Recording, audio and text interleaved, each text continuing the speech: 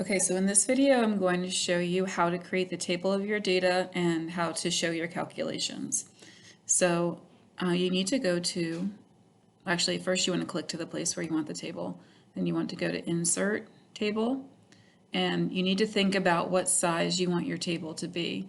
My table only had 2 answer choices, and so I'm going to do a 2 by 2 table.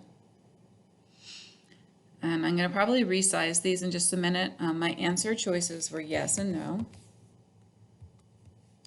Remember, if you have more choices, you can make more rows in your table. And I can resize that so that it fits.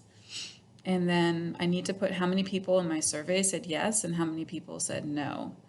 So I had 19 people say yes, and I had 6 people say no.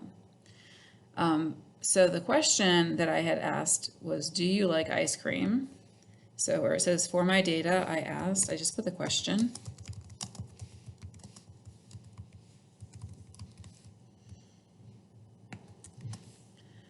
And because that's not a number, yes and no are categories. This is categorical data.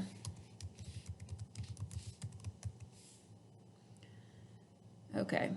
You can also, as you're going through this, you can just get rid of any extra space, and you can even get rid of lines. You don't need those lines, just to clean everything up.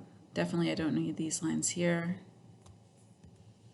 All right, so then it says, here are my calculations, and you just need to find the percentages.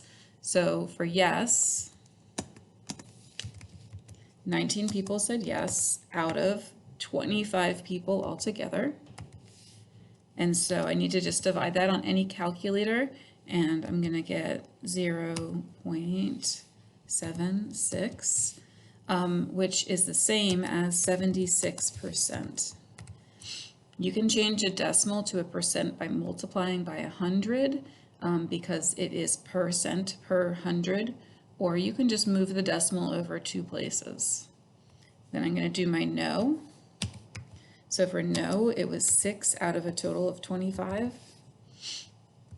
And that's going to be 0.24 when you divide that, or 24%.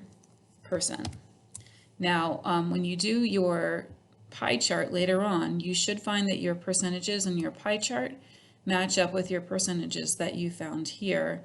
There's a different video for making your pie chart.